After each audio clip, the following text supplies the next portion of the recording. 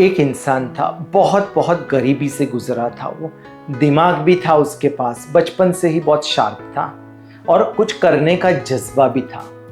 बहुत मेहनत करता है बचपन से ही। रात को वो, सुबह को वो काम करता था, दुकान पे बैठता था, रात को पढ़ाई करता था। बस उसने मेहनत की और मेहनत करते करते आगे ही बढ़ता गया।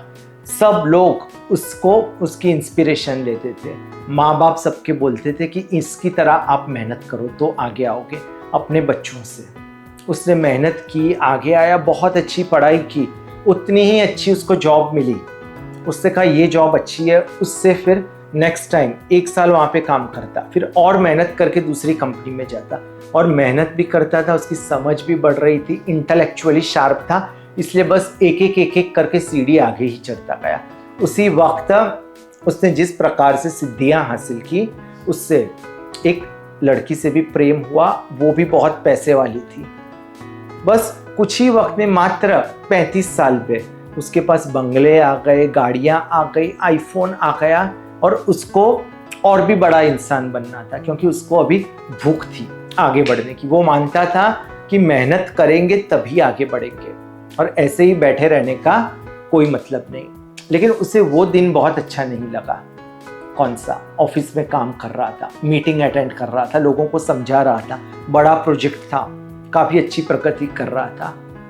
लेकिन उसे कुछ दिक्कत हुई, थोड़ा बेहोश हो गया और जब वो उठा तो अस्पताल में था।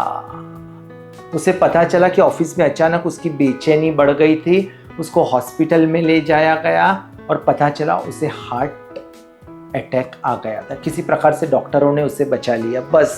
बस यहाँ तक ही वो खुश था। उसकी जो खुशी थी, उसकी दौड़ थी, वहीं तक थी, क्योंकि उसके बाद जो आगे की जिंदगी थी उसमें इतना मजा उसको नहीं रहा। तो अगर आपसे भी मैं प्रश्न पूछूं कि आपके पास भी बेशुमार दौलत आ जाए, जो जो आपको चाहिए है ना, सुविधाएं वो आ जाए, लेकिन अगर आपको कोई बीमारी आ जाए तो क्या आप उसे स्वीकार करोगे? ज्यादातर लोग नहीं करेंगे। लेकिन इसमें एक दिक्कत है। दिक्कत ये है कि ये बात हम सोचते हैं जब बहुत बड़ा कुछ प्रॉब्लम हो जाता है। बात सिर्फ ऐसा नहीं है कि पैसे कमाने की है, कि पैसे कमाते कमाते हम बीमार पड़ते हैं। दूसरी दिक्कत है स्वास्थ्य, बैड लाइफस्टाइल। हम अपनी लाइफस्टाइल मेंटेन नहीं करते, धीरे धीरे गलत लाइफस्टाइल आ जाती है और उसकी वजह से भी बीमारियां हो जाती हैं। तो बात कहाँ पे जाके अटकती है? इसका सॉल्यूशन क्या है?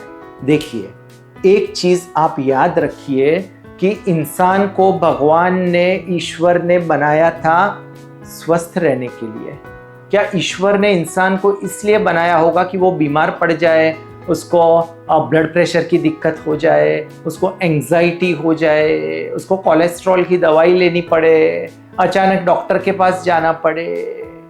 भगवान ने इसके लिए तो इंसान को नहीं बनाया था। स्वस्थ जीवन हमारा जन्म सिद्ध अधिकार है, ये याद रखिए। फिर क्यों हम इतने बीमार पड़ जाते हैं, शारीरिक रूप से, मानसिक रूप से, है ना? हमारा ब्रीदिंग सही नहीं होता, उसका क्या कारण है? कभी हमने सोचा है?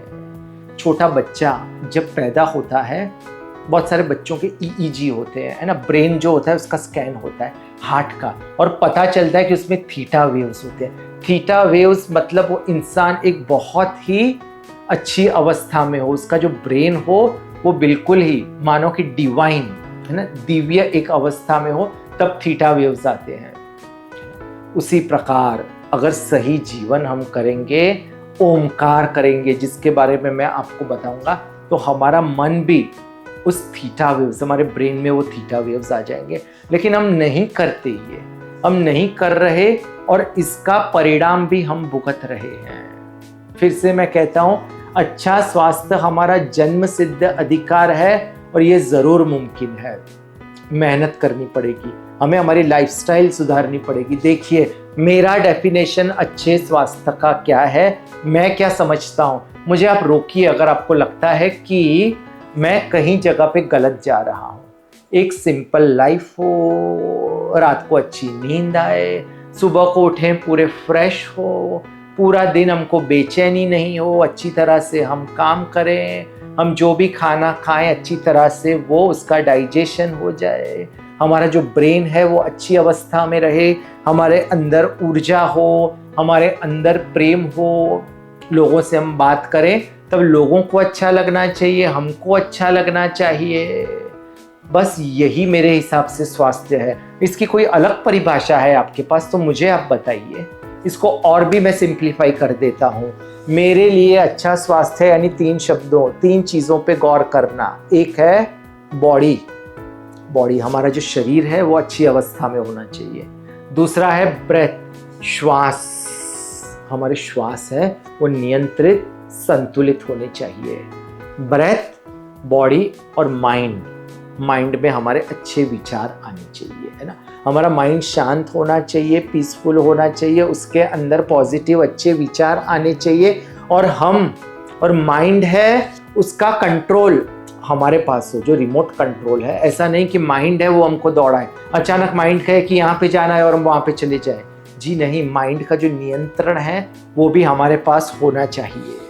ये मेरे बहुत एक सिंपल परिभाषा है अच्छे स्वास्थ्य के लिए।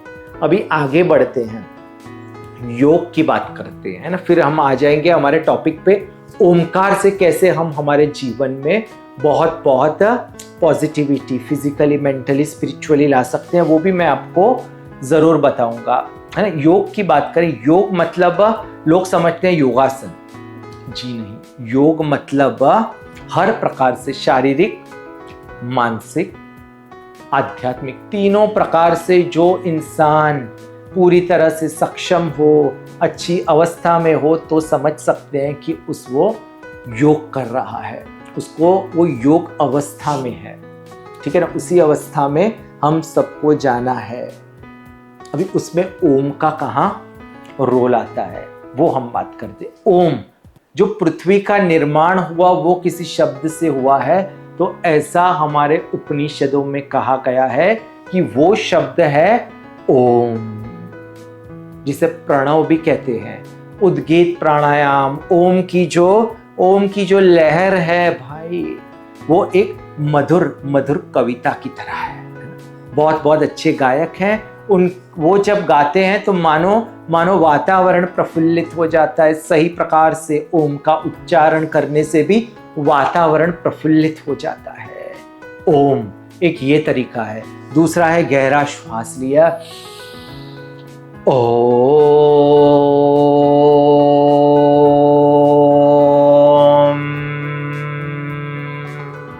3 शब्दों से बनता है ओम एक शब्द लगता है। अ उ मा। अ कहाँ से निकलता है? अगर आप अपने पेट पे हाथ रखोगे तो आपको यहाँ पे वाइब्रेशन महसूस होंगे। जब आप कहोगे अ, फिर जब उ करोगे तो यहाँ पे, और करोगे तो नाक पे आपको सेंसेशन मिलेंगे।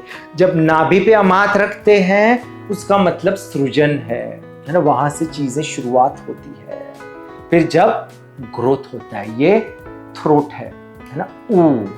ऊ यानी यहाँ से विकास होता है ना। हमारे अंदर धीरे धीरे क्रिएटिविटी बढ़ती है, हमारे अंदर पावर आता है, वो यहाँ से आता है। ऊ, ब्रह्मा, विष्णु, महेश जब यहाँ पे आता है हम लोग कहते हैं तो एक दिव्य अवस्था में चले जाते हैं। हमारा जो नर्वस सिस्टम है पूरी तरह से रिलैक्स होता है इन 3 शब्दों से, अ उ मा, है ना। एक इंसान जब श्वास लेता है प्रति मिनट तकरीबन 12 से 15 बार वो श्वास लेता है। इनहेल एक्सेल ऐसे करता है तो 12 से 18 बार तक ये होता है। जब इंसान एक्सरसाइज करता है तो 12-15 की जगह तकरीबन 20-25 तक चले जाता है। इंसान अगर गुस्से में हो जाता है ना, दौड़ता है तो तकरीबन 40 से 45 बार 1 मिनट में वो श्वास लेता है और फिर छोड़ता है। इंसान गुस्से में होता है तो तकरीबन 70 बार वो श्वास लेता है, छोड़ता है, लेता है, छोड़ता है। लेकिन जब हम ओमकार करते हैं तब तकरीबन 1 मिनट में हम 4 बार ओम करते हैं, है ना। अगर आप अच्छी तरह से और मेहनत करोगे, सीखोगे तो 20 सेकंड 1 बार लगता है। हमने पूरा श्वास लिया, यहां तक भर गया और फिर ओम पूरा श्वास आप छोड़ोगे तो तकरीबन 15 से 20 सेकंड लगेंगे। तो हर एक ओमकार में आपको 11 सेकंड का एक्स्ट्रा ऑक्सीजन मिलता है ना। हर रोज 5 से 10 मिनट सुबह को, 5 से 10 मिनट दोपहर को और 5 से 10 मिनट सोने से पहले अगर आप ओमकार करते हो तो तकरीबन 1 से 2 घंटे का ज़्यादा ऑक्सीजन मिलता है ना। लोग सिगरेट पीते हैं, तंबाकू खाते हैं, गलत गलत जो आदतें हैं, रात को डिजिटल मीडिया देखते हैं, तो हमारी जो बॉडी के जो पार्ट्स हैं, अलग अलग सिस्टम है, nervous system, digestive system, circulatory system, सब धीरे धीरे धीरे धीरे डिटीरियोरेट होते हैं, उनके अंदर नाश होने लगता है, क्योंकि उनको जो पवित्रता है वो नहीं मिलती, प्योर ऑक्सीजन नहीं मिलता, और उसकी वजह से बड़ी बड़ी बीमारियां जिनकी मैं बात नहीं करना चाहता वो मिलती है।